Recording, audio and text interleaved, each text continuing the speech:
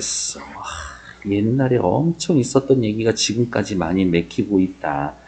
용어 정도죠. 이러한 것들이 다양하게 전승, 변용, 창조되고 있다. 전승, 변용, 창조되고 있다. 이 정도 단어만 기억해 주시면 될 것 같습니다. 다음 페이지. 이제 중요한 거면 여기서부터 나오는 거지. 춘향전, 문학사를 고려하여 대표적인 이야기를 감상합니다. 이미 다들 알고 계시는 내용인 거고, 구전 설화가 있었고요. 판소리 사설을 거쳐서 소설로 창작이 된 판소리계 소설입니다.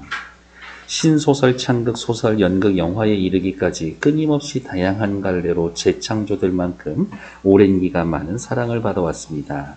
표면적인 주제는 양반가의 자제인 이몽룡과 퇴기, 은퇴한 기녀 딸 춘향이의 신분을 뛰어넘는 사랑이지만 이 이면에 감춰져 있는 주제는, 숨겨져 있는 주제는 신분적 제약을 벗어난 인간 해방과 불의한 지배계층에 대한 서민들의 항거, 저항이다.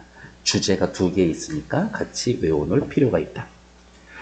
이 작품에서는 춘향이의 숭고한 사랑을 극적으로 형상화하기에 두 가지 장애 요소를 두고 있는데, 하나는 이몽룡과 춘향이의 신분적 차이, 또 다른 하나는 변학도의 수청 강요.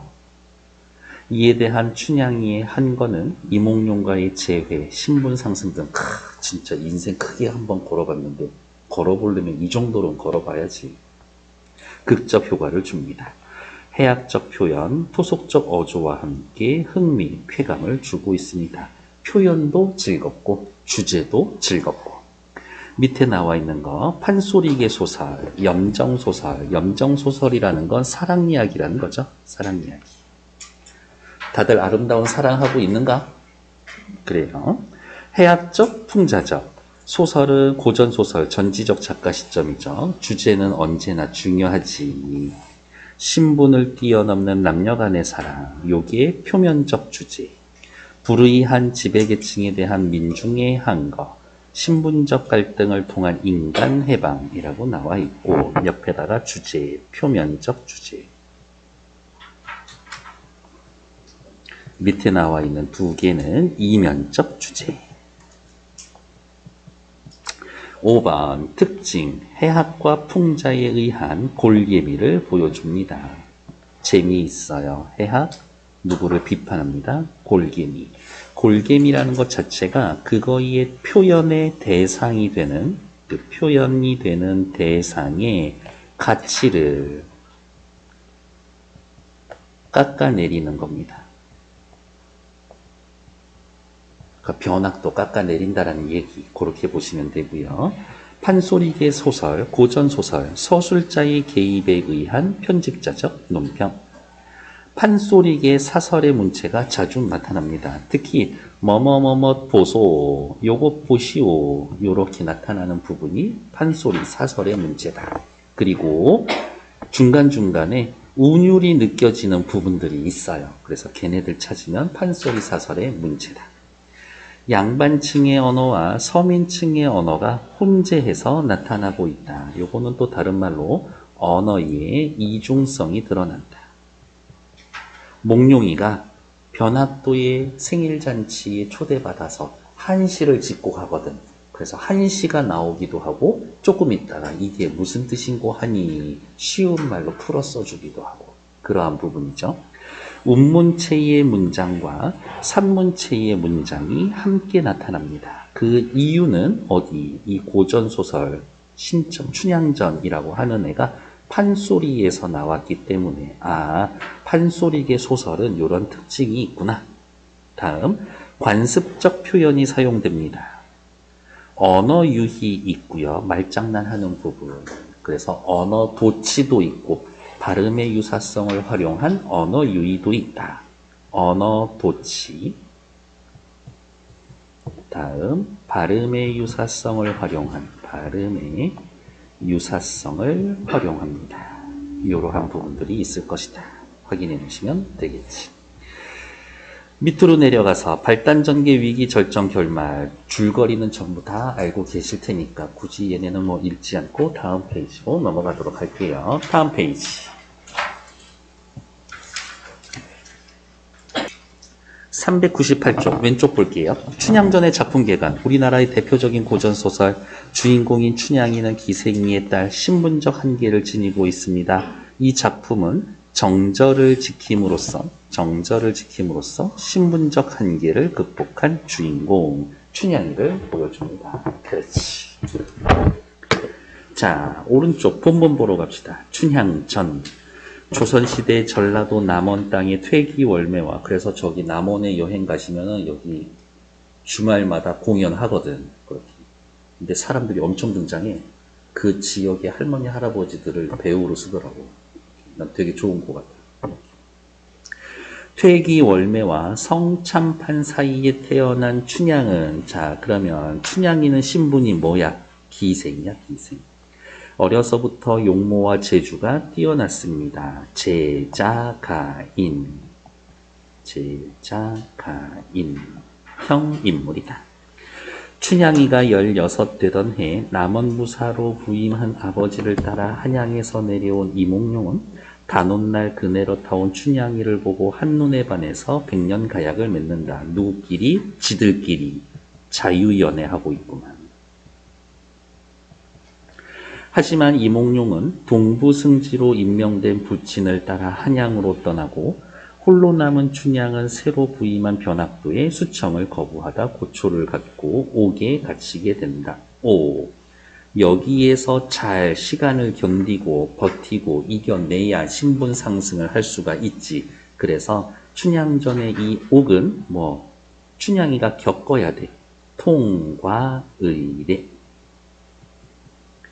비슷한 게 하나 있어요. 누구? 단군 신화에서 동굴 속에 들어가서 곰과 호랑이가 쑥과 마늘만 먹고 나오지. 그 공간을, 시간을 견뎌내야 다른 존재가 될 수 있거든. 한편 과거에 급제한 이몽룡은 암행어사가 되어 신분을 숨긴 채 춘향이를 만나러 남원에 내려옵니다. 밑으로 내려오죠. 향단이는 미음상이며 등불을 들고 어사또의 뒤를 따라 옥문에 당도하니 거지꼬라지를 해가지고 춘향이가 갇혀져 있는 감옥 문 앞에 가 있지. 인적이 고요하고 옥졸도 간 곳이 없네. 이때 춘향이가 비몽사몽 서방님이 오셨는데 머리에는 금관이요 옷에는 홍삼, 엄청 좋은 옷을 입고 있어. 오로지 사랑만을 생각하며 목을 안고 온갖 회포에 젖어 있었던 때라. 꿈꾸고 있는 거지. 헛거보고 있죠. 몽룡이가 좋은 옷 입고 있어. 하지만 지금 거지 옷 입고 있기는 한데 어쨌든 몽룡이가 암행어사가 되어날 것을 나타내주는 복선, 암시해주는 부분. 꿈에서도 잊지 못하고 있습니다. 오매불망. 너무너무 기다리고 있어요. 목이 빠질 만큼 학수고대. 목이 빠질 만큼 기다리고 있습니다. 춘향아, 부른 듯 대답이 있을 소냐. 어사또가 하는 말이 크게 한번 불러보시오. 모르는 말씀이요. 여기에선 동원이 마주 있는데 소리가 크게 나면 사또가 연문, 추궁을 할 것이니 잠깐 기다리시오. 느낌은 이런 느낌인 거지. 감옥이 요렇게 있고 춘향이가 칼 쓰고 앉아 있고 향단이가 앞에서 쏘근쏘근 그 다음에 뒤에서 몽룡이가 이렇게 서 있고 이러한 장면인 거지. 뭐가 어때? 연문이 뭔고? 내가 부를 테니까 가만히 있으시오. 춘향아! 어머 세상에. 몽룡이는 지금 겁날 게 없어. 왜? 사실 자기는 암행어사니까 당당한 태도를 보이고 있다. 이몽룡이 사또보다 높은 신분임을 짐작할 수가 있습니다. 이거지. 뭐가 어때? 연문이 뭐고? 내가 부를 테니까 가만히 있어. 춘향아! 옆 페이지 5번 보러 갈게요. 이 글을 각색하여 연극무대에 올리려고 한다. 방금 읽은 대사, 몽룡이는 어떻게 대사하고 연기를 해야 될까요? 거리낌 없이 목소리를 높여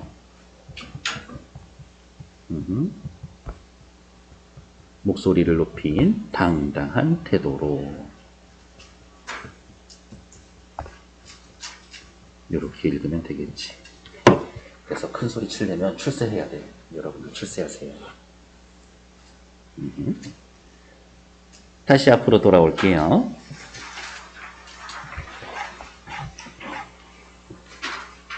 부르는 소리에 춘향이가 깜짝 놀라 일어서면서 이 목소리 잠결인가 꿈결인가 그 목소리 괴이하구나. 어사또가 기가 막혀서 내가 왔다고 말을 하시오. 왔다고 하게 되면 기절해서 간 떨어질 것이니 좀 가만히 계세요. 춘향이가 저의 모친 음성을 듣고 깜짝 놀라서 어머니 어찌 오셨소? 몹쓸 딸 자식 생각해서 천방직축으로 다니다가 낙상 넘어져서 다치기 쉽소. 다음부터는 오지 마시오 라고 하면서 춘향이는 어머니 걱정하는 효심도 있지. 야, 나라는 염려 말고 정신 차려라. 왔다. 누가 왔다. 앞에 주어가 빠져있죠. 누가 왔다라는 거야? 몽룡이가 왔다. 이 이야기 하고 있는 거지. 오다니 누가 와요? 그냥 왔어. 이렇게. 마음에 안 든다는 이야기인 거지. 왜? 자기 딸 구해줄 수 있을 것 같은 몽룡이가 지금 거짓골로 와 있으니까 이제 기대감이 없어. 내 딸내미 죽게 생긴 거지. 갑갑해서 나 죽겠네. 일러주시오. 꿈 가운데 님을 만나 온갖 회포를 나누었더니 춘향이가 꾼 꿈은 앞으로 행복할 미래를 암시해주는 그런 꿈이었었겠지. 혹시 서방님께 기별 왔소? 언제 오신다라는 소식이 왔소? 벼슬을 따고 내려온다라는 공문이 왔소? 아, 답답하여라. 야, 네 서방인지 남방인지 그지 하나 내려왔다. 이렇게 이야기하고 있죠. 서방인지 남방인지 서방, 남방, 동방, 북방 언어유희. 바로 여기가 동음이의어를 활용한 언어유희. 그러니까 시험 문제는 여기 밑줄 그어놓고 같은 유사한 방식으로 표현한 거 찾기. 이딴 거 물어보고 있겠지. 다음 페이지 체크할게요. 오케이. 춘향이가 가두어져 있는 이 옥은 통과 제의적 공간. 저는 통과의례라는 표현을 썼었고요.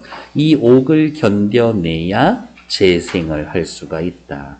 옥을 견뎌내야 신분 상승을 할 수가 있다. 춘향인 정말 잘 됐으면 좋겠다라고 하는 당대 민중들의 욕망이 반영되어 있죠.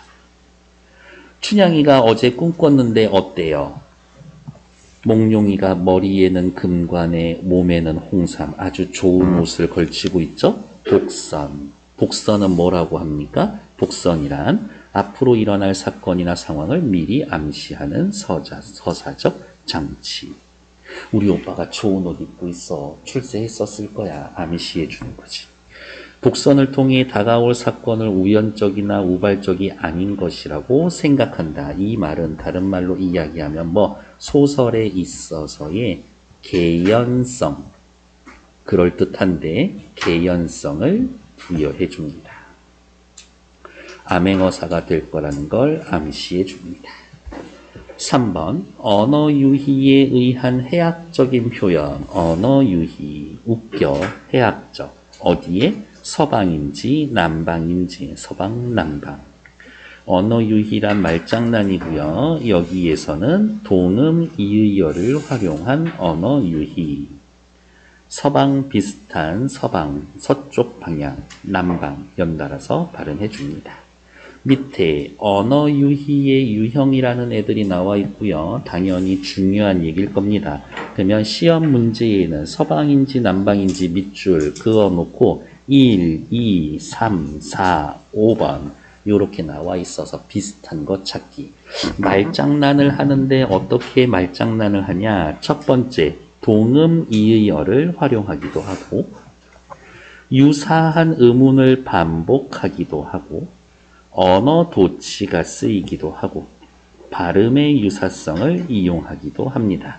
근데 여기 본문에 실려져 있는 부분에서는 언어 도치하고 발음의 유사성 활용한 거 요거 두 가지. 그 다음 잔치에 있었을 때 동음 이의어 활용하는 부분 요렇게 있으니까 요 세 가지는 조금 자세하게 구분해 놓을 필요가 있지 않나? 라고 확인해 놓으시면 되고 너무나 당연하게 풀 수 있는 문제 옆에 3번 춘향이는 꿈에서도 지나세나 이몽룡만 생각하고 있다. 꿈에서도 잊지 못하고. 정답은 3번 오매불망.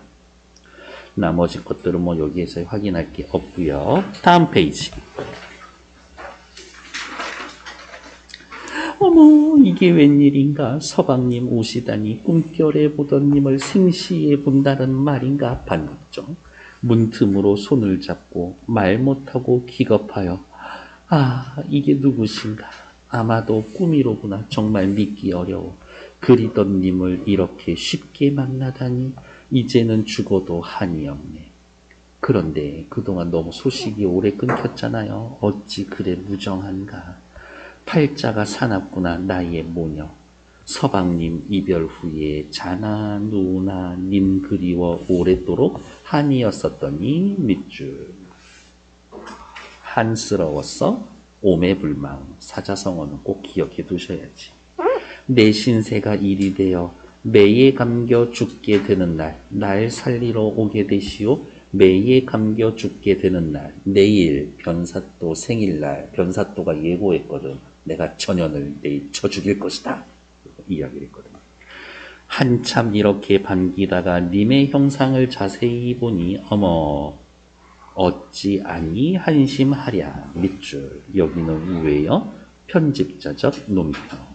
앞에다가 한마디 정도만 더 쓸게요. 무엇에 의한 서술자의 개입에 의한 서술자의 개입에 의한 편집자적 논평이 쓰여져 있고 바로 이러한 부분이 누구? 고전소설의 특징이 되는 부분이다. 편집자적 논평 저 찾기 어려운데요 라고 하면 감정을 나타낸 표현을 서리법을 쓰면 돼. 어찌하니 한심하랴 물음표. 대부분 얘네들 편집자적 논평 들어가 있는 부분일 것이다. 여보 서방님, 내 몸 하나 죽는 것은 서러운 마음 없지만 서방님 이 지경이 웬일이요? 아, 춘향이는 생각하죠. 자기 자신보다 누구? 몽룡이를 더 중요하게 생각하는. 정말 그래요. 오냐 춘향아, 인명은 제천인데 설마 죽을 소냐? 인명은 제천인데 설마 죽기야 하겠는가? 요런 거 늘 평소에 쓰던 표현이잖아요. 관습적 표현. 오빠가 너 살려줄게. 춘향이를 구해낼 것이라는 암시, 복선에도 해당을 한다. 복선 벌써 두 가지 나와 있죠. 첫 번째, 몽룡이가 좋은 옷 입고 들어오는 춘향이의 꿈. 죽기야 하겠느냐. 춘향이가 저의 모친 엄마를 불러서 한양성 서방님을 7년 대한 고생하며 가문날에 큰 비 오기를 기다리듯. 사실은 이 표현도 엄청 자주 쓰는 표현이거든요. 아주 간절히 기다립니다 라고 이야기하는 간절히 기다림. 유진이 정신 차려. 간절히 기다림이라고 하는 얘도 관습적 표현이야. 관습적 표현.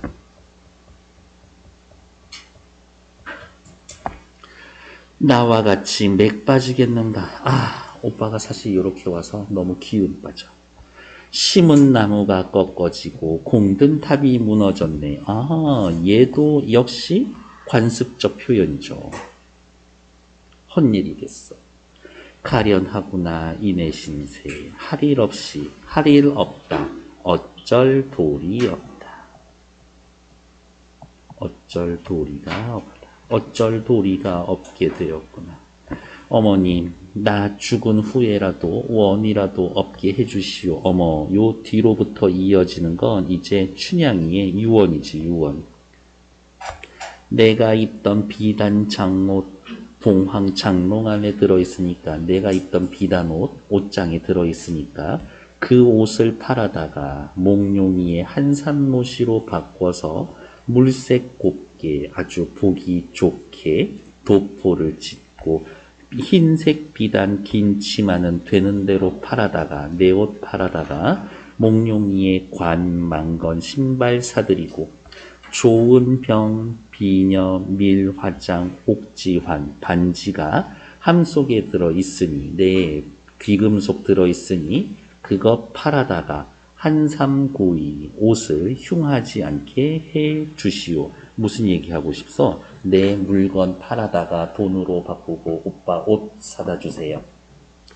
금명간 곧 죽으려니 세간을 두어서 무엇할까? 죽을 건데 재산 쌓아둬봐야 뭐해? 용장롱 봉장롱 빼다지를 되는 대로 팔아다가 좋은 진지 대접해 주시오. 가구 팔아다가 오빠 밥 좀 사줘. 나 죽은 후에라도 나 없다고 마시고 나를 보는 듯 섬기소서. 오빠, 엄마, 우리 오빠 좀 부탁해. 너무 무시하지 마. 잘 보살펴줘. 그리고 서방님 내 말 들으시오. 엄마한테 하는 유언, 그 다음에 몽룡이한테 하는 유언이지. 내일은 본관사또 생신이라 술에 치여 주정하면 나를 올려서 때릴 것이니 형장 맞은 다리에 장독, 곤장, 매를 맞아서 독이 나서 수족인들 놀릴 순간 내일 맞으면 나 팔다리 못 쓸 거야. 나 걸어다니지 못해. 치렁치렁 흐트러진 머리를 이럭저럭 걷어서 얹고 이리 비틀 저리 비틀 들어가서 곤장 맞고 죽으면 나 내일 맞으면 오늘까지는 좀 견뎠는데 내일도 맞으면 나 죽을 것 같다. 사꾼인 채 달려들어 드러매고 둘러엎고 우리들이 처음 만나 놀던 부용당 적막하고 고요한 데 뉘어놓고 서방님이 손수 연습을 하고 나의 혼백을 위로하여 입은 옷 벗기지 말고 양지 끝에 잘 묻었다가 내 장례 좀 치러주고 자신의 장례를 부탁하고 다음 서방님의 귀하게 되어 벼슬에 오르면 지체하지 말고 육진장포로 다시 염습하여 제대로 고급으로 염습해서 조촐한 상 위에 덩그랗게 실은 후에 북망상천 저승 찾아갈 때에 앞남산 뒷남산 다 버리고 한양성으로 올려다가 선산발치에 묻어주고 내일 죽으면 요 근처에 적당히 간단하게만 묻어주고 오빠 벼슬에서 한양 올라가면 그때 다시 나를 재연습해서 무덤을 곱게 만들어주는데 어디에다가? 선산발치에다가. 선산이면은 그 집안 대대로 내려오는 사람들 묻히는 그 산이 따로 있거든요. 거기 먼 발치에다가 묻어주고 왜 제대로 묻어달라고 하지를 않아? 자신의 기녀라는 거를 인식을 하고 있으니까 가까이 묻어주지는 말고 그래도 오빠 멀리라도 근처에 묻어주세요. 춘향이는 몽룡이와의 신분의 차이를 신분차를 인식하고 있는 거지. 신분차를 인식하고 있지. 그리고 비문 하나만 새겨줘요. 뭐라고? 수절원사 춘향지묘. 수절 지키다가 죽은 춘향이의 묘라고 8자만 새겨주시오. 망부석이 아니 될까. 서산에 지는 해는 내일 다시 오겠지만 불쌍한 춘향이는 한 번 가면 언제 다시 올 것인가. 얘는 다시 돌아오지만 춘향이 나는 돌아오지 못해요. 둘이 서로 대조. 얘는 돌아오지만 나는 돌아오지 못한다. 나의 맺힌 한이나 풀어주시오. 나 죽어서라도 오빠 그나마 근처에서 살고 싶어요. 아이고 아이고 내 신세야 라면서 춘향이는 신세를 한탄하고 있지. 불쌍한 나의 모친. 나를 잃고 가산, 재산을 탕진하면 어쩔 도리 없이 거지가 되어 이 집 저 집 걸식 빌어먹다가 언덕 밑에서 조속조속 졸면서 기운이 다해서 죽게 되면 엄마 돈 없이 남의 집 빌어먹다가 길거리에서 비명행사하게 되면 지리산 갈매기들이 가마귀들이 두 날개를 떡버리고 두둥실 날아올라 까옥까옥 죽은 우리 엄마 두 눈을 파먹을 텐데 어느 자식이 어이 하고 날려주겠는가. 내가 먼저 죽으니까 어머니, 우리 엄마 장례를 치러줄 사람이 없어. 난 그게 너무 걱정이 돼. 이거지. 자신이 죽은 뒤 돌볼 사람이 없어 고생할 어머니를 걱정하고 있다. 아, 이 시절에는 자식들이 부모님을 모시고 있는 그런 사회적 분위기가 있었구나. 이런 거겠지.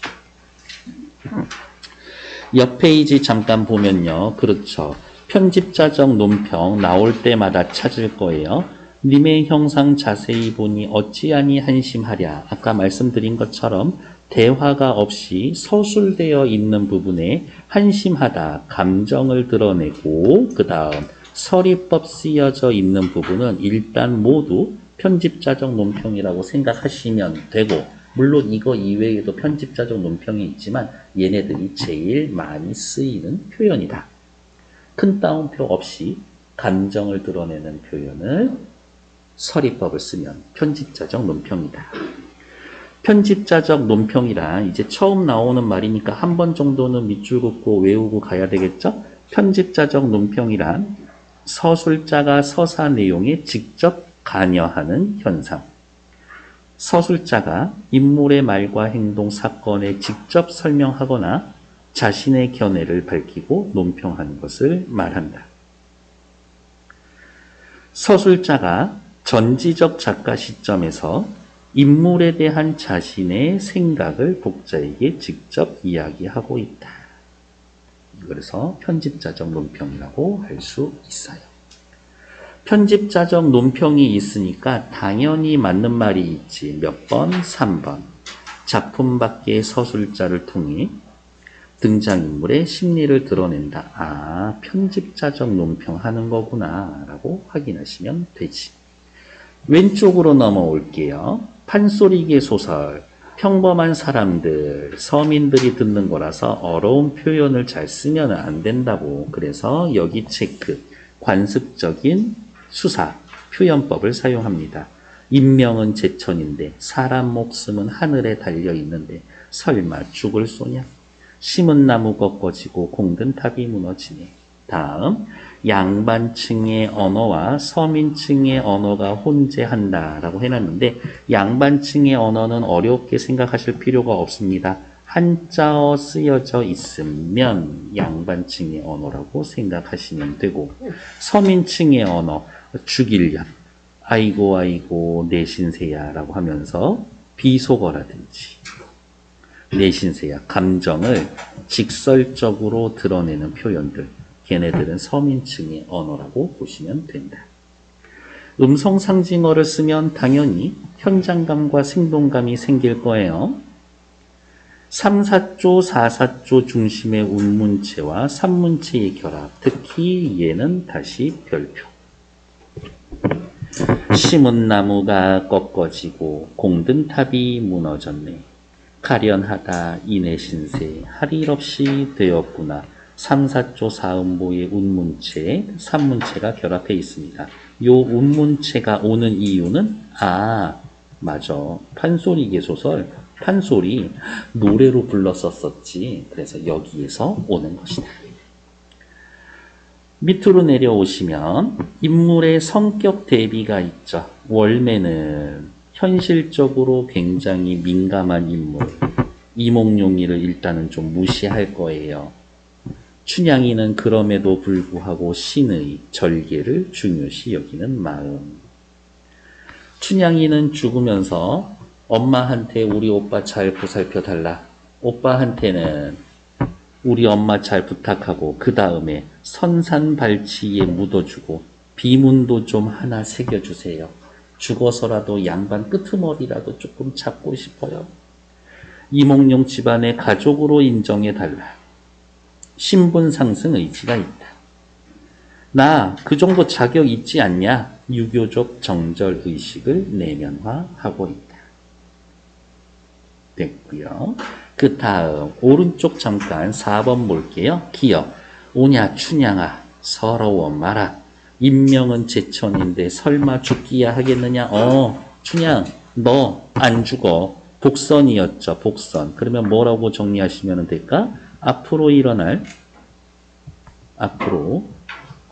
전개될 사건에 방향을 암시해 줍니다.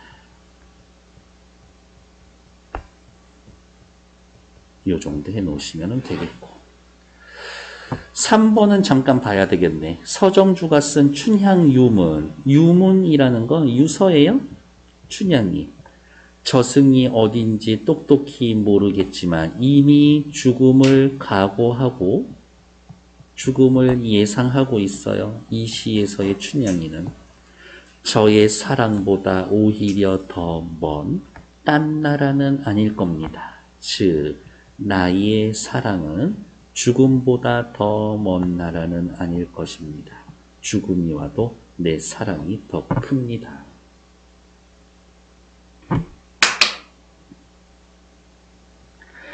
검은 길 땅 밑을 천길 땅 밑을 검은 물로 흐르거나 도솔천 저 세상의 하늘을 구름으로 날더라도 아 그건 결국 도련님 곁 아니겠어요?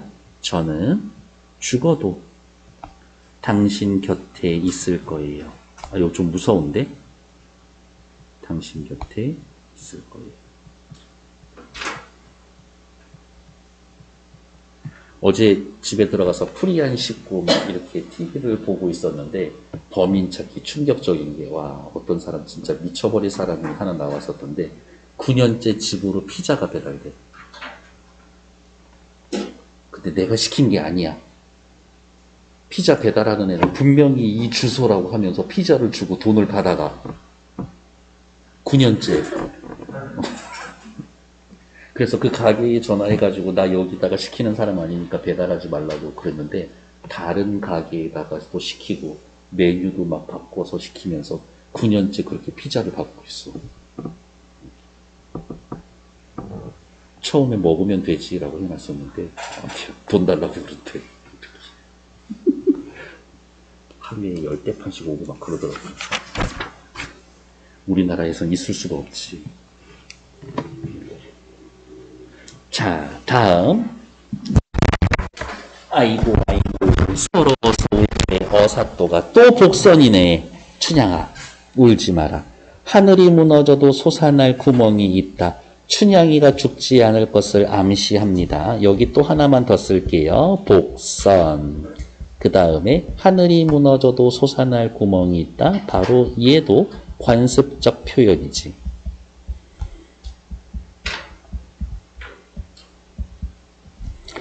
네가 나를 어찌 알고 이렇듯 서러워하느냐. 아이고 걱정하지 마라. 내가 너 구해줄 거다. 작별하고 춘향이 집에 돌아왔지. 뭐야 이거 너무 현대적인 말투인데. 화자가 현재 상황을 직접 청중에게 전달하는 말투, 상황을 직접 청중에게 전달하는 말투. 아 맞아.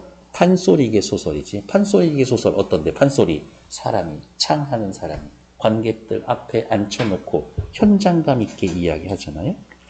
춘향이는 어두침침 한밤중에 서방님을 번개같이 얼른 보고 옥방에 홀로 앉아 탄식하면서 하는 말이 일단 오빠 보내놓고 아무리 생각해도 내 신세 처량하기는 처량해. 밝은 하늘은 사람을 낼 때 대체로 공평하게 낸다지만 나의 신세는 무슨 죄로 이팔 청춘 님 보내고 모진 목숨 살아서 이 형장에 무슨 고민을 하고 있는 건가. 아이고 내 신세야. 자기 신세에 대한 탄식.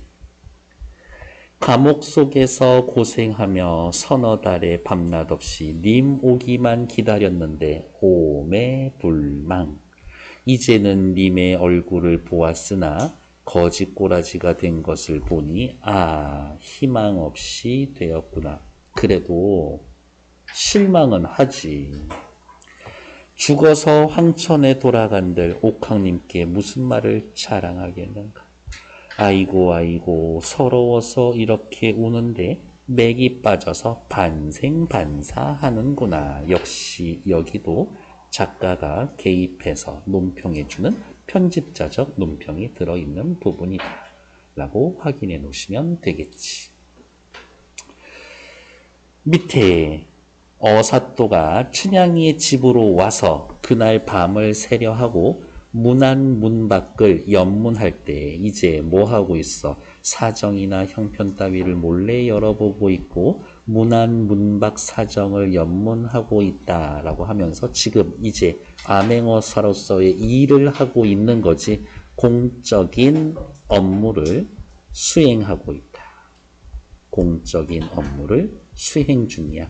밤에 잠도 안 자고. 길청에 가서 들으니 이방이 승발을 불러서 하는 말이 여보시오. 들으니 어사또가 세문 밖에 이씨라고 하더라고. 벌써 소문이 다 났어. 아까 삼경에 등불을 켜들고 춘향 어미를 앞세우고 왔었던 다 떨어진 옷과 갓을 쓴 손님이 아마도 수상하니 이 이방이 어때? 눈치가 조금 있어. 저거 아까 춘향이 면회온 그지 하나 있었는데 걔 암행어사일 수도 있거든? 라고 내일 사또 잔치 끝에 잘 구별해서 별 탈이 없도록 10분 조심하시오. 암행어사로 의심하고 있죠. 극적 긴장감이 조성되고 있다. 어사또가 그 말을 듣고 어유씨 그놈들 알기는 아네. 이 자식들 눈치가 조금 있네. 더 조심해서 일해야 되겠지. 소문나면 안 되니까. 또 장청에 들어가서 들으니 행수 군관의 거동 보시오. 쿵짝 뭐뭐 보소라고 하면은 아까 뭐라고? 판소리 사설의 문체라고 현장감이 느껴지는 마치 사람 앞에 앉혀놓고 하는 듯한 이야기, 현장감 느껴지도록 여러 군관님들 아까 옥 주변에서 서성이던 거림이 실로 괴이하더만 이게 암행어사로 의심이 되더만 아마도 분명 어사인 듯하니 용모 그린 것을 내어놓고 자세히 보시오. 이렇게 몽타주를 보여주는 거야. 아까 이렇게 생긴 그지가 왔었는데 의심스러워. 암행어사일 수 있어. 그러니까 너네 조심해. 어사또가 듣고 야, 그놈들 다 귀신이네. 신분을 들킬 것 같은 위기감. 이렇지. 이 암행어사라는 게 직접 왕의 명령을 받아요. 그래서 왕 앞에 가서 너 암행어사야 라고 하면서 서류 하나를 줘. 근데 이 서류가 뭐냐면 한양 도성 밖에 뭐 예를 들어서 30리, 50리 밖에 나가서 남쪽 방향으로 가다가 30리 밖에서 펼쳐봐라 라고 하면 이렇게 펼쳐보면은 지역을 정해줘. 이렇게. 그럼 이제 거기에 가서 관리를 하고 검사를 하면 되는 거야. 근데 한양역이 있고 담당 지역이 여기면은 이렇게 갈 거 아니에요.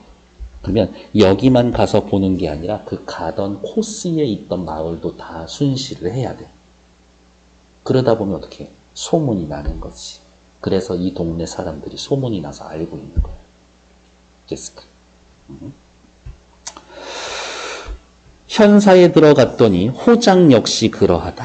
육방을 다 연문한 후에 춘향이의 집에 돌아와서 그날 밤을 샌 이후에 자 여기 이튿날 출근 끝에 가까운 읍의 수령들이 모여든다. 현재형으로 서술을 해주고 있지. 운봉의 장관 구례 곡성 순찬 옥과 진안 장수원님이 차례로 모여든다. 현재형.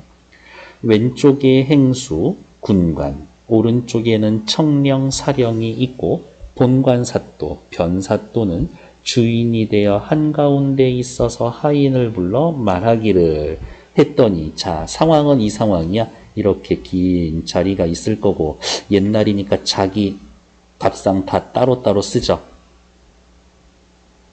변사또 여기에 앉혀있고 근처 고을에 변사또 생일에 초대받아서 오는 놈들 다 나쁜 놈들이겠지. 한 방에 다 모여있어. 저희들 한 방에 잡아가 주세요 하고 사실은 알아서 모여있는 느낌이지. 본관사또는 주인이 되어 한가운데서 하인을 불러 말을 한다. 변학도의 생일잔치, 탐관오리를 한꺼번에 소탕할 수 있는 장치가 된다. 관청색을 불러서 다과를 올리고 육고자를 불러서 큰 소를 잡고 예방을 불러서 악공을 대령 밴드 불러 승발을 불러서 햇빛 가리게 천막을 대령하라. 사령을 불러서 다른 초대받지 못한 애들 돌아오지 못하게 자빈을 금하라. 근데 어쨌든 조금 있다가 몽룡이 이 잔치판에 들어와야 되거든. 거기에도 약간의 에피소드가 있죠.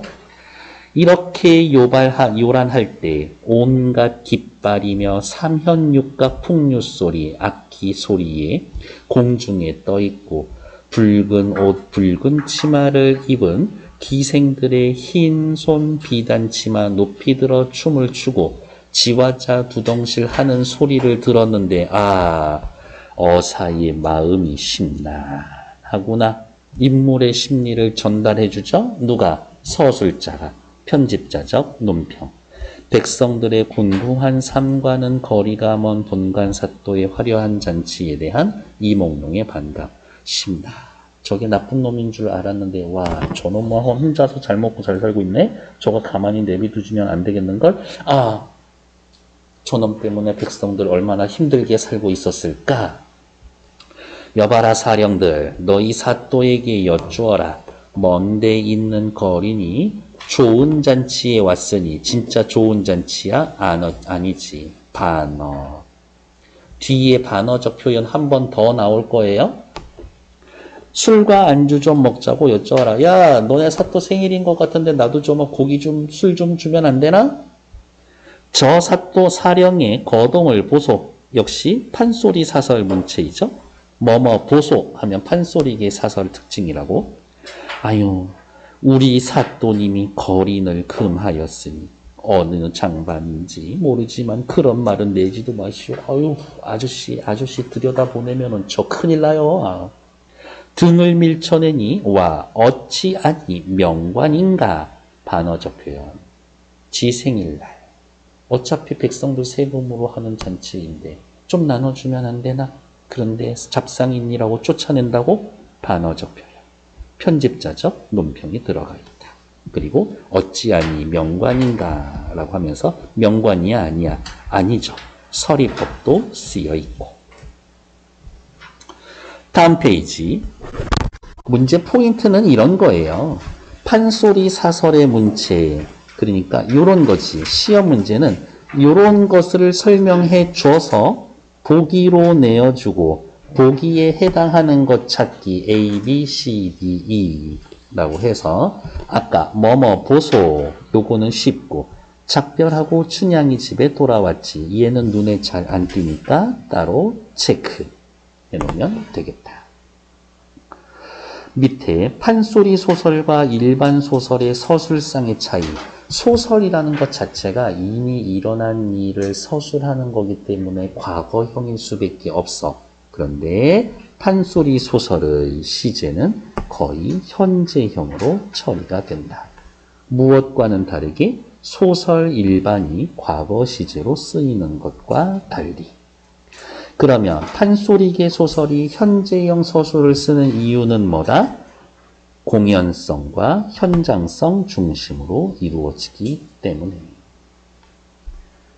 다음, 이방의 행위가 지닌 서사적 기능. 이방이 이 얘기를 하죠. 암행어사 뜬 것 같은데 어제 왔던 거지가 조금 의심스럽거든. 암행어사로 의심함으로써 극적 긴장감을 조성합니다. 다음, 반어적인 표현 한 군데만 찾으면 되죠. 어디? 좋은 잔치. 이게 좋은 잔치일 리가 없거든. 옆에 나와 있는 4번 있죠. 작별하고 춘향이 집에 들어갔지. 행수군관 거동보소. 저 사령의 거동보소. 일단 간단하게 쓰면 판소리 사설의 문체다. 판소리 사설의 문체다. 판소리 사설의 문체. 이렇게. 그리고 왼쪽 핵심 속속 1번에 관련되어 있는 내용을 잘 써놓으시면 될 거다라고 확인해 놓으시면 되겠죠. 다음 페이지. 운봉영장이 그 거동을 보고 어떻게 입구에서 신랑이 하고 있는 몽룡이를 보고 본관 사또에게 청하는 말이 따지면 운봉영장 잔치에 모인 양반 중 유일하게 이 몽룡을 인간적으로 대하고 몽룡이를 알아보는 인물, 눈치도 빨라. 따지면 운봉영장, 손님이 본관사또 주인한테 이야기를 해주는 거지. 저 거지가 의관은 남루 하나, 양반의 후예인 것 같기는 하니까 그냥 술이라도 한 잔 먹여서 보냄이 어떠하뇨? 아유, 양반인 것 같은데 그래도 술이나 한 잔 줘서 보내자. 생판 완전 생그지는 아닌 것 같은데. 본관사또 하는 말이 어머 운봉 손님의 소견대로 하오마는 별로네. 요러한 말이 생략되어 있겠지만 그러고 싶지 않은데 아유, 하기는 하겠지만 하고 인말을 내뱉고는 끝말을 내뱉고는 입맛이 사납겠다. 아유, 뒷맛이 개운치 못한데 편집자적 논평. 어사또가 속으로 시험에 자주 나오는 문장이죠. 그래, 도적질은 내가 한다. 오라, 밧줄은 네가 받아라. 도둑질은 내가 한다. 수갑은 네가 차라. 도둑질은 내가 한다. 잔치 음식 실컷 먹겠다. 오라는 네가 받아라. 수갑 채워주겠다. 변사또 징벌하겠다.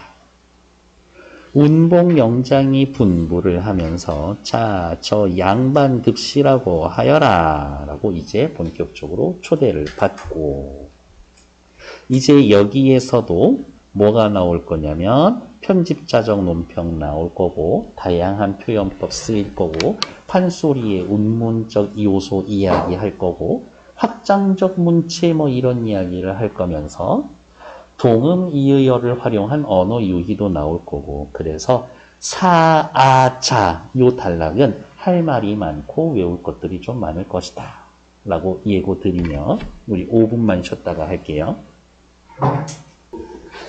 어사또가 단정히 앉아서 좌우를 살펴봤더니 상 위의 모든 수령들 다담상을 앞에 두고 진양조 높아가는데 저놈의 자식들은 완전 신나 있는데 어사또의 방을 보니 어찌하니 통분하랴. 와, 쟤네들 받아놓은 상이랑 몽룡이가 받아놓은 상이랑 비교하니까 완전 열받았어. 편집자적 논평이죠. 왜 열받았을까? 모서리, 구석이 떨어진 개상판에 당나무 젓가락, 콩나물 깍두기, 막걸리 한 사발 놓았구나. 푸대접 받고 있거나. 열받았지.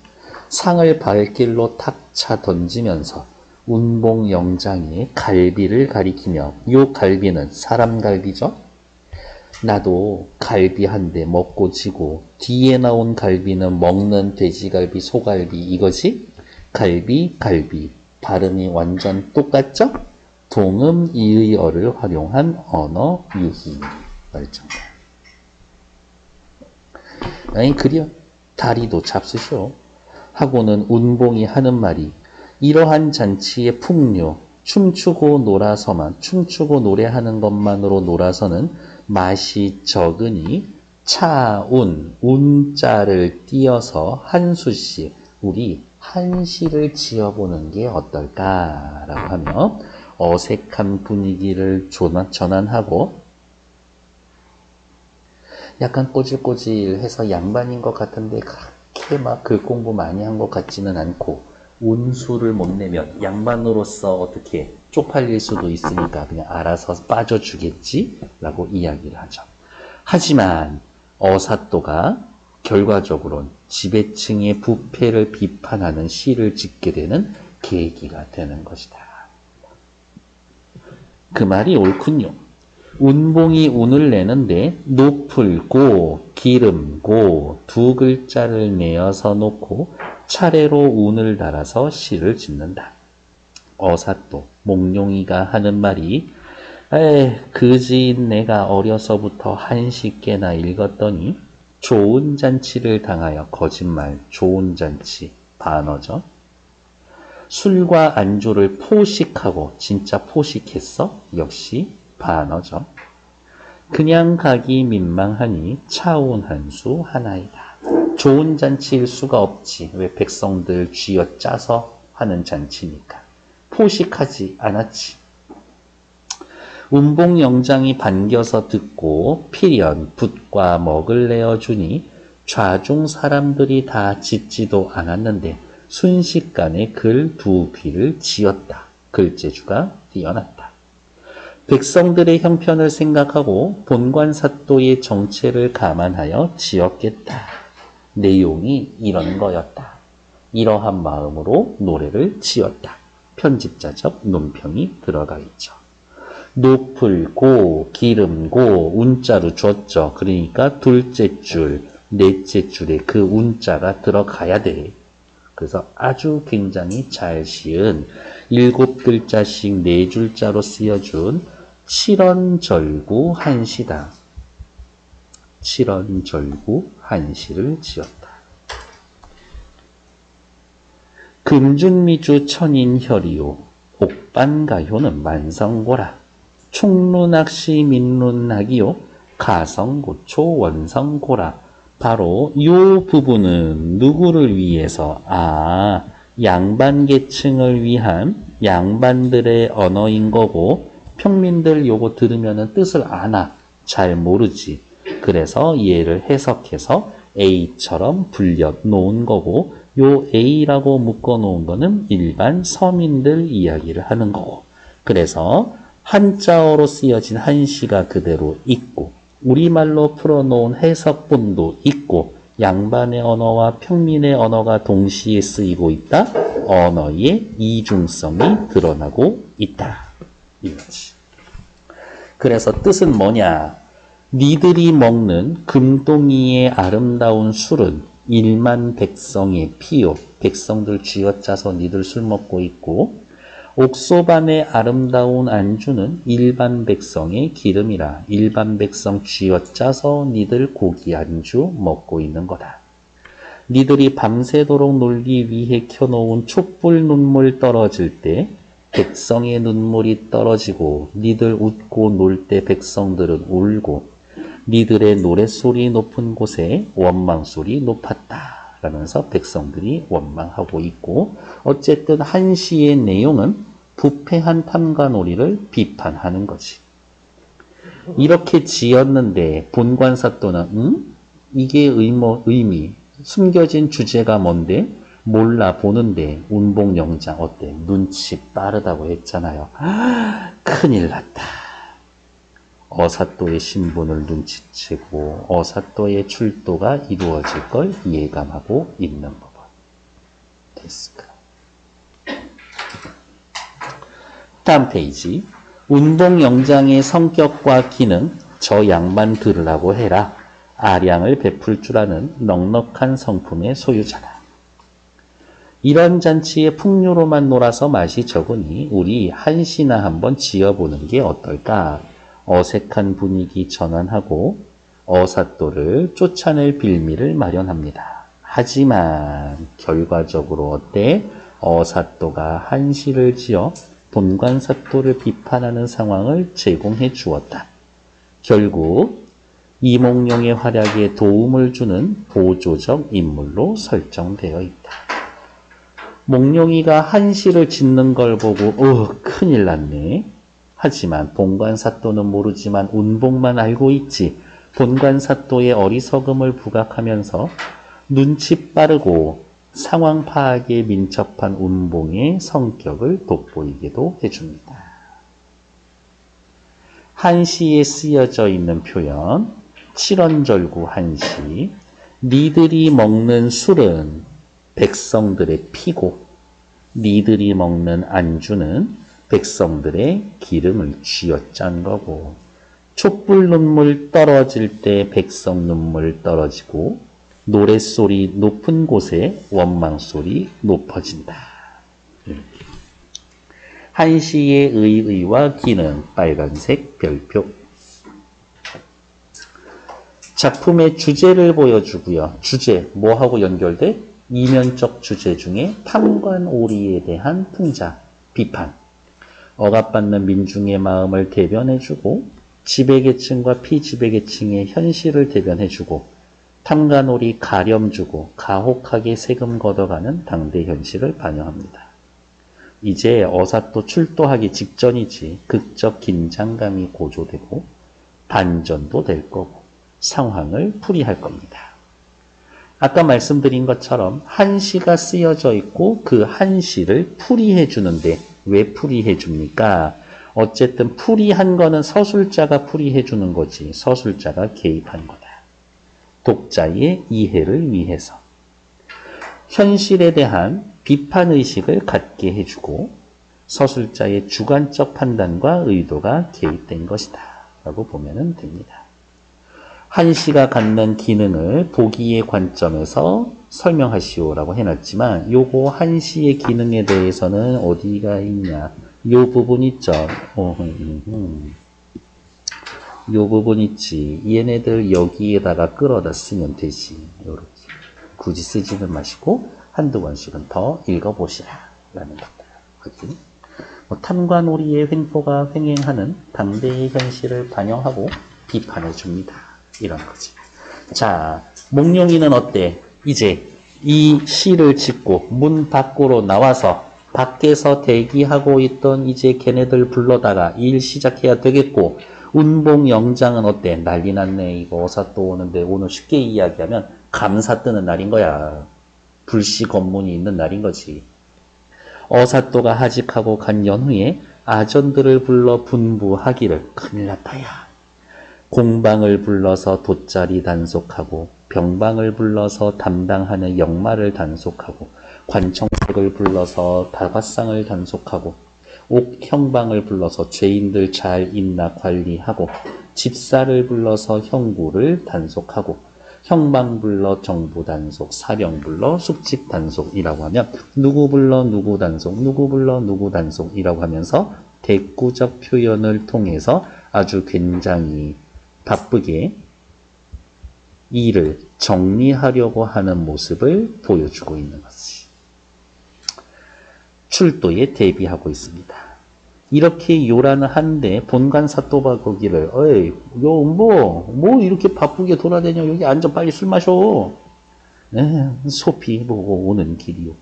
본관사또가 술주정이 나서 분부하기를 춘향이를 급히 올려라. 춘향이 죽일 거야. 자, 여기에서에 보면 누구는 운봉은 암행어사 출도에 대비하고 있음에도 불구하고 어사또는 됐고 춘향이 저년 잡혀 빨리 데려와 라고 이야기하고 있죠.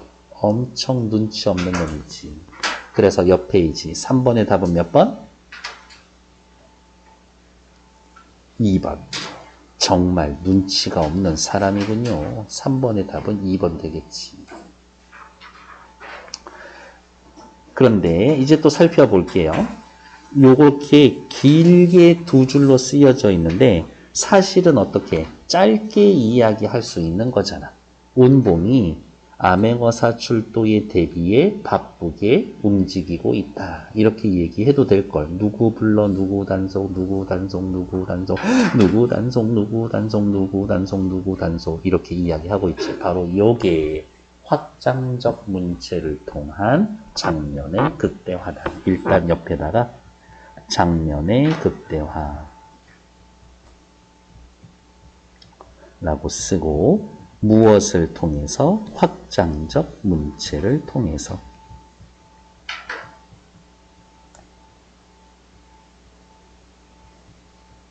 이렇게 될 거다. 이러한 장면이 밑에 두 군데 더 나올 거예요.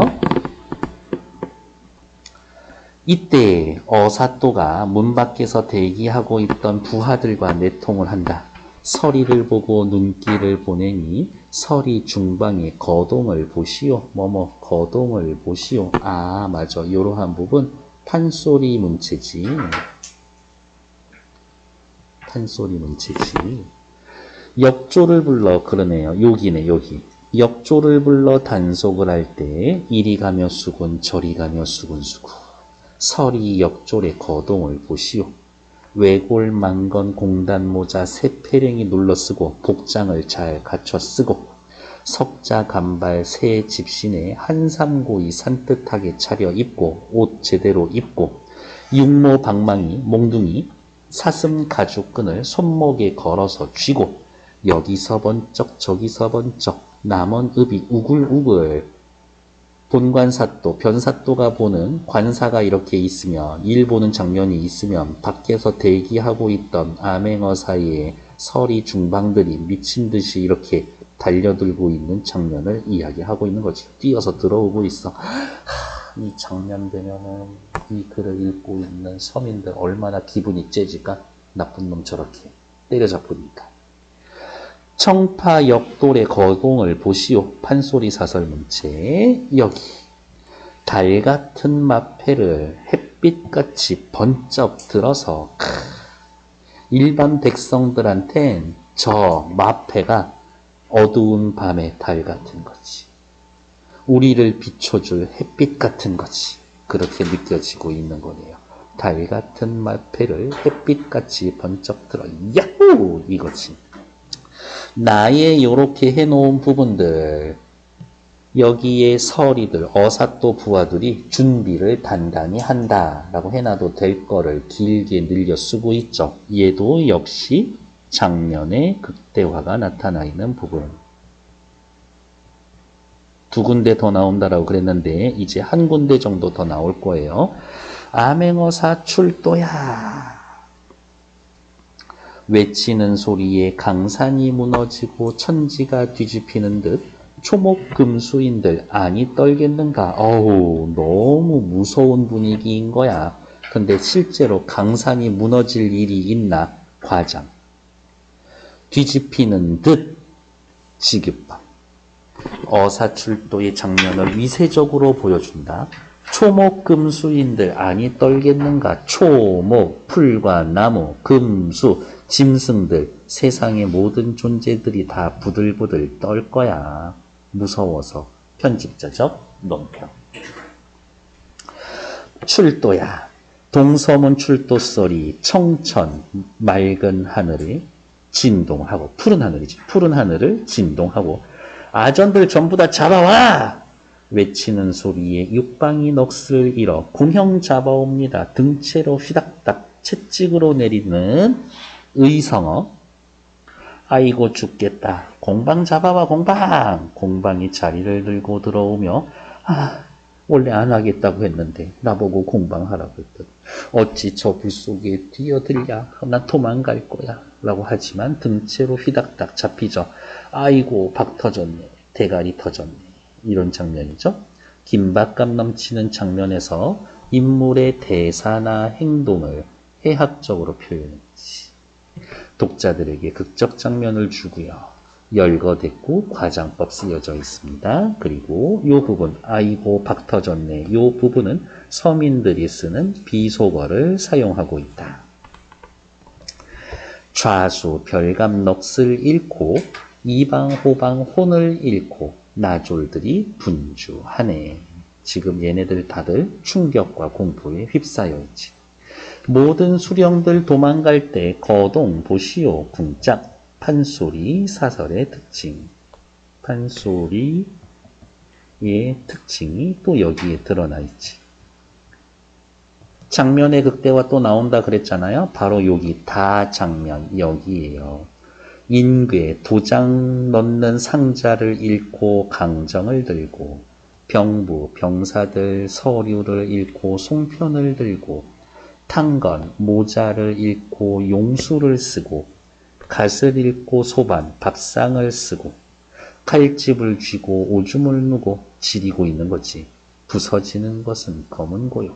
깨지는 것은 북과 장고라. 역시 요 다 부분도 장면의 극대화. 확장적 문체를 사용한 장면의 극대화라고 보시면 되겠지. 본관사또가 똥을 싸고 멍석구멍 생쥐 눈뜨시 하시고 크크크크크크 똥 싼 쥐새끼 같아. 서민들의 언어 관습적인 표현이다. 추워라. 여기 체크. 문 들어온다 바람 닫아라. 물 마르다 목 들여라. 사실은 바람 들어온다, 문 닫아라. 목마르다, 물 들여라. 언어가 바뀌어 있지. 그래서 언어 도치에 의한 언어 유희. 말장난 하는 건데 단어 쓰이는 걸 바꿔서 써놨다. 언어 도치에 의한 언어 유희. 서방인지 남방인지 그지야 나왔다. 거기에서는 발음의 유사성을 활용한 언어 유희. 갈비 한 대 먹고 지고 운봉의 갈비를 직신하면서 그때는 동음 이의어를 활용한 언어 유희. 공통점은 언어 유희지만 그 실현 방법은 각각 다르다. 그래서 이 소설엔 3가지 정도 나와 있다는 거 확인. 관청색을 읽고 문짝을 읽고 내달리니 서리 역졸들이 달려서 후닥다. 이거 무슨 소리였지? 채찍으로 갈기는 소리였죠. 아이고 나 죽네. 얘기. 다음 페이지. 설명 엄청 길게 나와 있죠. 체크. 확장적 문체를 통한 장면의 극대화. 여기 나와 있었던 장면 3군데 전부 다 찾았었고요. 장면의 극대화란 서사 맥락을 일단 유지는 하면서 이게 너무 재밌는 장면이야. 조금 길게 늘려 써야 되겠어. 어떤 특정 대목을 더욱 재밌게 보여주기 위해 한 장면을 최대한 확장하여 묘사하는 것이다. 액션 영화 보면 싸움질 할 때 그 장면이 조금 길잖아. 저렇게 오래 싸울 필요가 있나? 이럴 만큼. 판소리 창자가 주어진 장면을 최대한 설득력 있게 묘사하려는 의도에서 나왔다. 장황하고 과장되게 서술한다. 생동감과 현실감을 주기도 한다. 그런데 이 장면이 너무 긴데? 라는 느낌을 주면 다른 장면과 불균형을 가져오기도 한다. 전체 이야기에서 긴박성을 추구하기보단 각 대목 장면에 부분적 흥미와 감동에 치중한 불균형이 나타나기도 한다. 근데 재밌지. 장면의 극대화는 판소리 소설이 지닌 부분의 독자성과도 깊이 관계되어 있습니다. 재미있으라고. 판소리 할 때, 이 장면을 할 때 사람들이 너무 신나고 재미있어 하는 거야. 그러니까 판소리 하던 사람이 여기 장면을 조금 늘렸겠지. 그리고 그 장면이 소설로 이렇게 자리를 잡은 거다. 밑으로 장면의 극적 반전은 당연히 암행어사 출도야겠지. 다음 백성들이 봤을 때 마패는 달 같고 햇빛 같은 거지. 마패는 그릇된 것을 깨뜨려 없애고 바른 것을 드러낸다. 사악한 것을 깨버리고 현정, 올바른 것을 드러낸다. 학정에 시달리는 백성들도 행복해질 거고 그리고 누구? 춘향이도 행복해질 겁니다. 됐을까요? 옆에 나와 있는 거 4번 체크하러 갑시다. 니은에 나타난 표현 방법. 문 들어온다, 바람 닫아라. 물 마르다, 목 들여라. 무슨 언어 유희? 언어 도치에 의한 언어 유희지. 언어 도치에 의한 표현 방법을 통해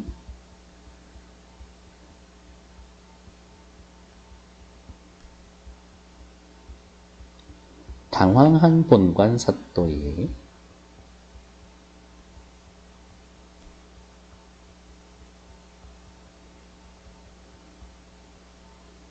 심리를 잘 드러내고 크크크 웃기지. 독자 읽는 이의 웃음을 유발한다.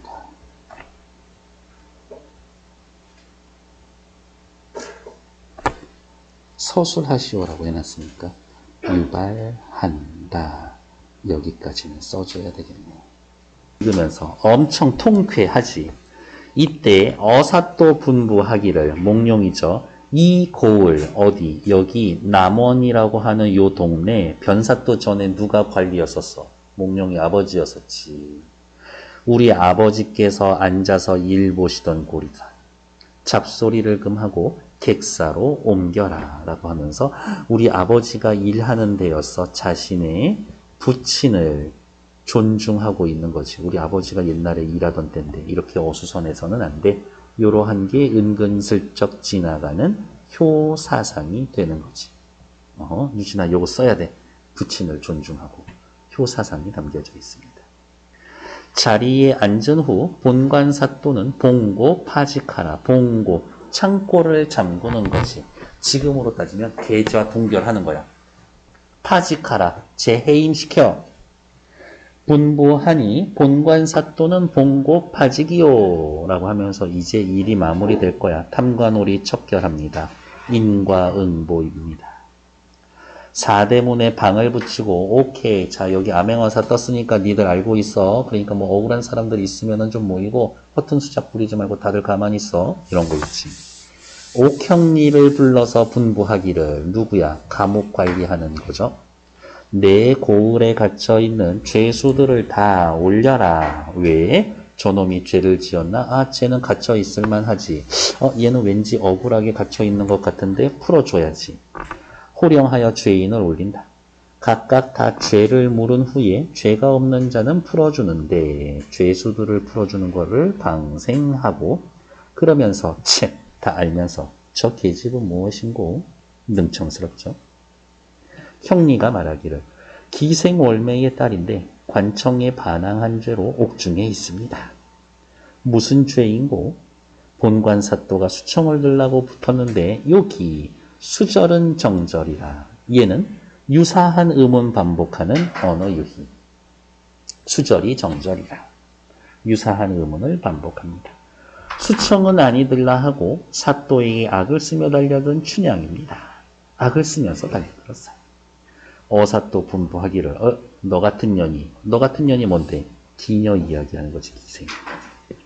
관장에게 포악을 해 살기를 바라겠는가? 좋았어. 내가 살려줄 테니까 너 죽어 마땅하지만 내 수청은 어때? 야 사또로 안 돼? 암행어사 수청은 좀 괜찮은가? 어때? 춘향이의 의지와 속마음을 시험해보고 있는 거지. 이랬는데 넘어갔으면 어떡하려고 그래요?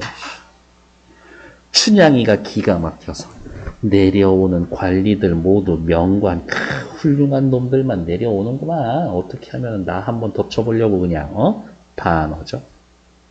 어사또 잘 들으시오. 층암절벽 높은 바위가 바람이 분다고 무너지며 청송녹죽 푸른 소나무가 눈이 온들 변할리까? 변하지 않는다 이거지. 초록색으로 표시해 놓은 건 누구 이야기하는 거예요? 춘향이의 지조, 절개를 이야기하는 거고, 노란색 바람과 눈은 춘향이에게 닥쳐오는 시련을 이야기하는 거고, 무너지냐? 안 무너지지. 변하냐? 안 변하지.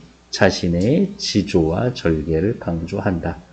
됐고 닥치고 그냥 나 죽여. 어차피 나 오늘 죽을 각오 되어 있거든. 어서 바삐 죽여주시오. 그러면서 춘향이가 소리를 지르며 외치죠. 향단아, 서방님 어디 계신가 봐라. 내가 어저께 오빠한테 유언 남겼는데 뭐라고? 자기 잘 죽을 테니까 수습 좀 해달라고. 어젯밤에 옥문간에 와 계실 때 천만당부했었는데 어디 가셨는지 날 죽는 줄 모르는가? 우리 오빠 와서 나 좀 시신 좀 수습해달라니까 어디 간 거야? 라면서 원망과 아쉬움이 있죠. 그런데 짜잔, 얼굴을 들어 나를 보라. 춘향이가 고개를 들어 위를 살펴봤더니 세상에 어제 거지로 왔던 낭군이 오늘 분명히 어사또가 되어 있다. 반 웃음 반 울음에 얼씨구나 좋을시고 어사남군 좋을시고 남원 읍내에 가을이 들어서 내 이파리가 떨어지게 되었는데 객사이에 봄이 들어 이화춘풍이 나를 살린다. 일단 가을과 이화춘풍은 둘 다 중의법이에요. 가을, 싸늘한 가을, 변사또의 횡포. 얘도 중의법이라고 써놔야 되는데 변사또가 와서 죽게 되었는데 이화춘풍, 봄바람이 나를 살린다. 봄바람, 이몽룡. 이게 꿈이냐 생시냐 꿈에 깰까 두렵다. 한참을 이렇게 즐길 때 춘향어미가 들어와서 완전 신나 즐거워하는 말을 어찌다 설화 말로 풀어 쓰겠는가. 편집자적 논평. 춘향이의 높은 절개에 광채 있게 되었으니 어찌하니 좋겠는가. 편집자적 논평. 됐을까요? 너무 애틋하고 가슴이 아프다. 유진아. 조금만 힘내. 반어적 표현이 있어요. 반어. 어디가 반어였어서? 야, 내려오는 관리놈들마다 전부 다 명관, 좋은 관리구만. 이런 것들. 다음, 상징적 표현과 중첩된 표현. 아까 체크해 놨었던 층암절벽 높은 바위, 청송록죽 푸른 나무, 춘향이의 지조와 굳은 절개는 바람과 눈이라고 하는 시련에 넘어가지 않을 겁니다. 그런데 잘 봐. 층암절벽, 층층이 바위 쌓인 절벽, 높은 바위, 비슷한 뜻이지. 푸른 소나무, 푸른 대나무, 푸른 나무, 유사한 의미인 거지. 그래서 의미가 중첩된 표현도 있다. 의미, 중첩된 표현이 있다. 중의적 표현 있는 거 아까 찾았고요. 가을이면은 뭐였었어? 가을이면 가을, 변사또의 수청요구. 이화춘풍 뭐였어? 봄바람, 이몽룡. 그런 거죠. 가을이 되면 떨어져 죽는데 봄바람이 나를 다시 살려놓는구나. 요렇게 됐고 되죠. 해놓으면 되죠. 갈등과 문제가 해결이 될 거다. 극적 재회를 통한 갈등의 해소 됐고요. 옆에 거. 4번 니은 춘향이의 높은 절개에 광채 있게 되었으니 어찌하니 좋을손가. 편집자적 논평이죠. 어사또의 상을 보니 어찌하니 통분하랴. 본관사또의 정체를 감안하면서 지은 것이었었다. 판소리계 소설의 서술상의 특징, 서술자 개입했어요. 이거 쓰시면 됩니다. 그래서 서술자가 작품에 개입하여 서술자가 작품에 개입하여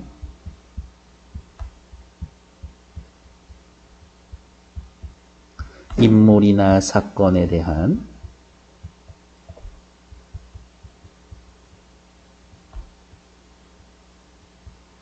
서술자의 생각이나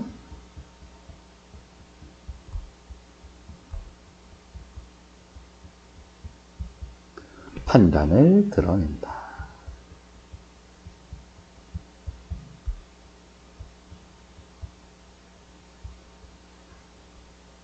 이 정도 해놓으시면 되겠고, 관리들 전부 다 명관이구만. 반어 쓰인 거 찾으면 되죠? 1번 나보기가 역겨워 가실 때에는 제가 싫어서 간다라고 해도 저는 울지 않을 거예요. 여기가 반어지. 3번에 1번. 됐을까? 다음 페이지 학습활동 나오는데 쭉쭉쭉 넘어갈 수가 있어요. 조금만 참어. 금방 끝나. 뒤에. 자, 다음 페이지 410쪽. 옥중에 거린이 되어 나타났는데 몽룡이 봤을 때 어땠어요? 라고 물어보면 일단은 반갑고 기쁘죠. 근데 거지구나. 기대와 희망이 무너졌어요. 어머니 걱정도 되고요. 신세가 참으로 서럽다고 느껴지더라고요. 몽룡씨, 본관사또의 화려한 잔치 보면서 어떤 생각이 들었나요? 분노를 느꼈습니다. 백성들 보살피지 않고 있는 거거든요. 변사또씨, 암행어사 출도했을 때 어땠습니까? 정신이 하나도 없었어요. 말도 제대로 못할 만큼 당황했거든요. 그리고 솔직히 너무 무서웠어요. 암행어사가 된 몽룡이와 춘향이 모습을 보면서 어떤 분이 느꼈습니까? 지나가는 마을 주민에게 물어봤습니다. 처음엔 안타깝고 마음이 아팠는데 기뻤어요. 그리고 아, 춘향이가 이제 드디어 보상을 받게 되었구나. 다행이라고 생각했습니다. 그래서 결론에는 어때요? 이 서류를 다 보고해서 임금님에게 보고했더니 임금님이 칭찬하면서 승진시켜주고 춘향이가 너냐라고 하면서 너 대단하다라고 하면서 정렬부인이라고 해서 신분상승 진짜 양반이 되는 거지. 아들, 딸 잘 낳고 행복하게 살았습니다. 이런 것들. 이 글의 주제는 크게 두 가지라 그랬죠? 표면적 주제는 춘향이와 몽룡이의 사랑이고 이면적인 주제는 신분 구속에서 벗어난 인간 해방, 탐관 오리 횡포에 대한 비판과 저항 이 정도로 확인하시면 된다고. 됐고 다음 페이지.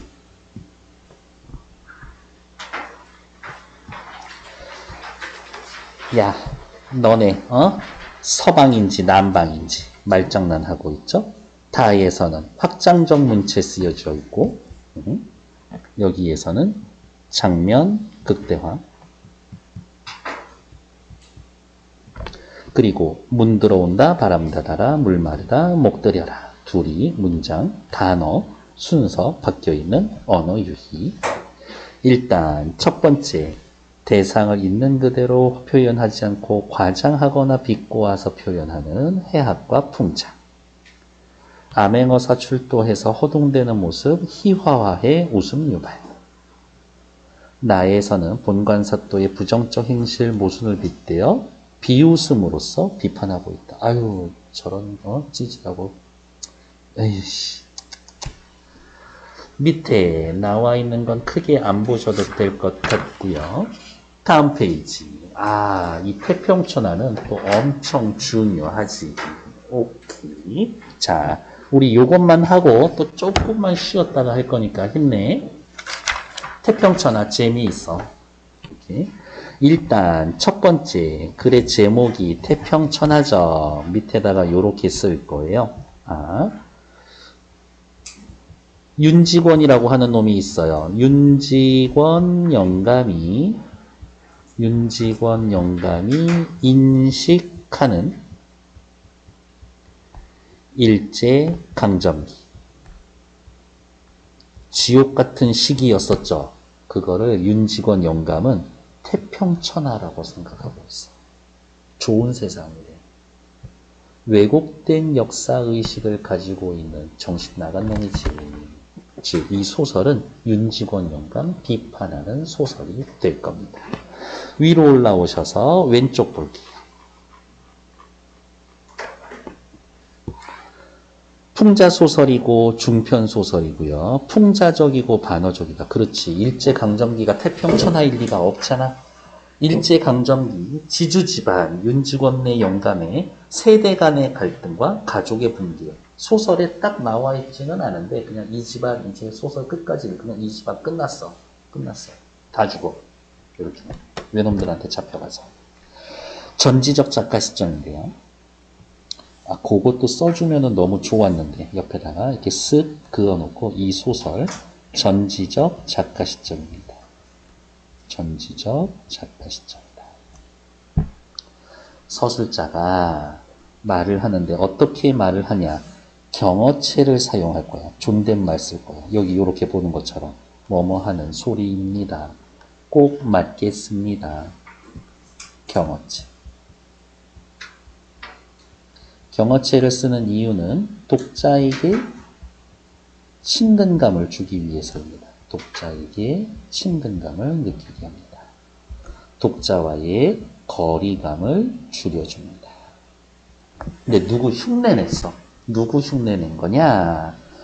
판소리 창자와 같이 이런 사람들을 흉내냈어. 전지적 작가야. 판소리의 소설, 우리 방금 읽은 춘향전 읽으면서 제일 많이 나왔던 게 뭐예요? 서술자의 개입이야. 편집자적 논평. 그래서 서술자의 개입이 드러나 있습니다. 비유, 과장, 열거를 통해 독자들 재미있고요. 반어와 희화화를 더해서 이 소설의 주인공 윤직원 영감을 비하해서 웃음을 줄 겁니다. 태평천하는 일제강점기고요. 윤직원의 어리석음이라고도 하기도 하고 윤직원 영감의 왜곡된 역사의식, 왜곡된 역사의식을 보여줌으로써 현실의 오순을 풍자합니다. 조금만 참으면 돼요. 옆에 본문 볼게요.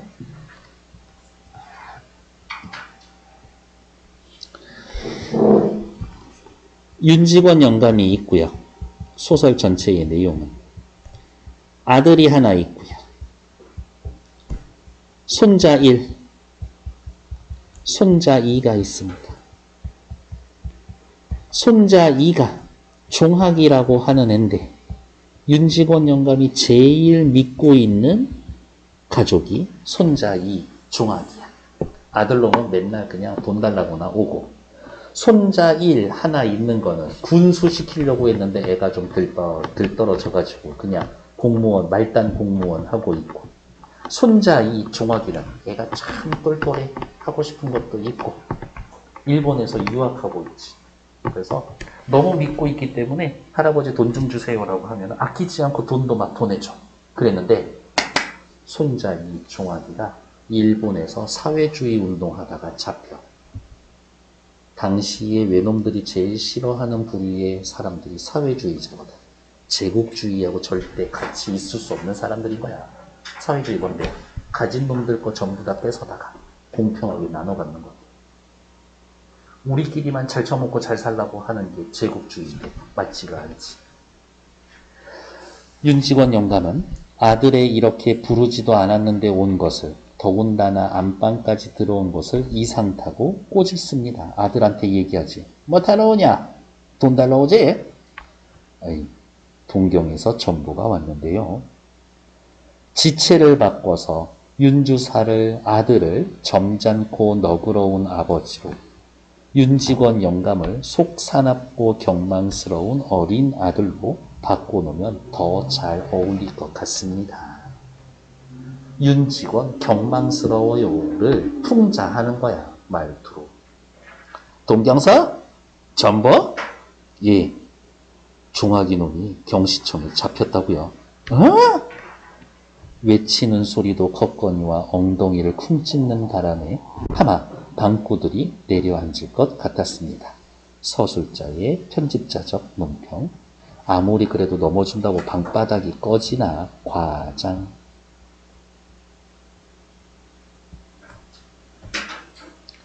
여기 중략 부분엔 사회주의 운동한다고 잡혔어요. 이런 거지.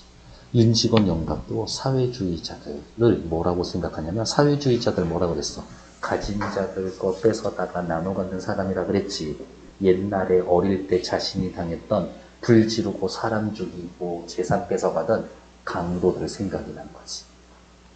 윤직원 영감은 평소에 생각을 하고 있었어. 뭐라고? 사회주의자들은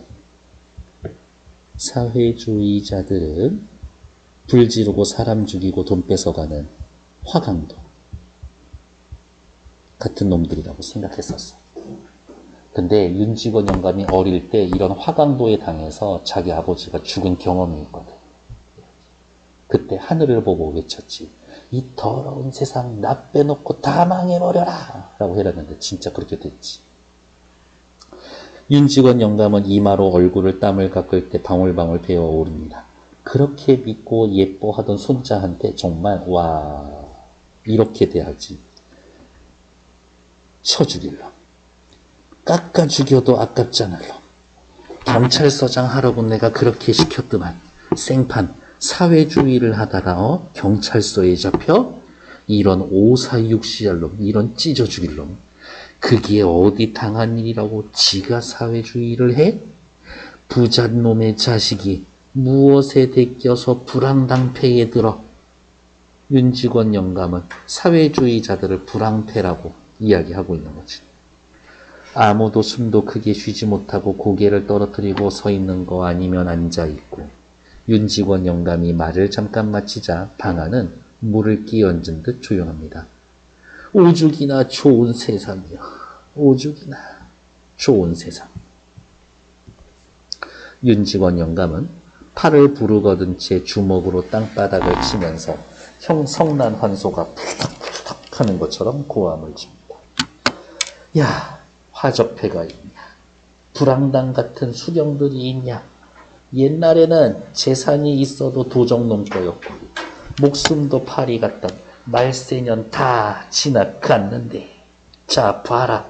거리거리에 순사들이 있고 골목골목마다 공평한 재판, 오죽이나 좋은 세상이냐? 남들은 수십만 명을 병사를 끌어다가 우리 조선을 보호해 주는데 오죽이나 고마운 세상이야? 지긋 앉아서 편안하게 질 태평세상. 이런 걸 태평천하라고 하는 거요. 태평천하. 보라색으로 체크해 놓은 건 윤직원 영감이 생각하고 있는 일제강점기지.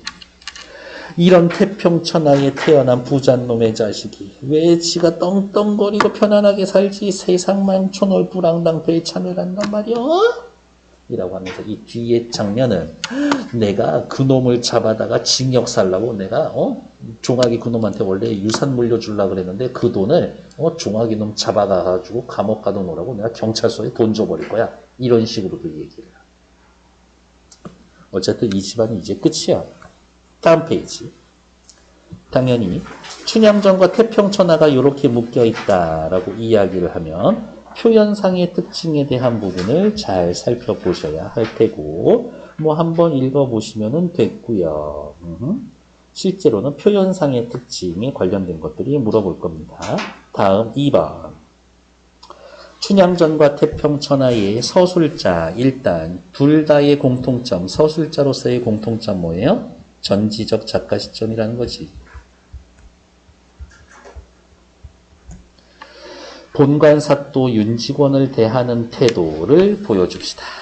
본관사또를 대할 때에는 둘 다 비판적인 인물이 고지고대로 드러내지 않고 과장 왜곡한다. 비꼬아서 표현해서 비판적 웃음을 자아낸다. 둘 다 풍자의 대상이다. 풍자의 대상으로 이 둘을 바라봅니다.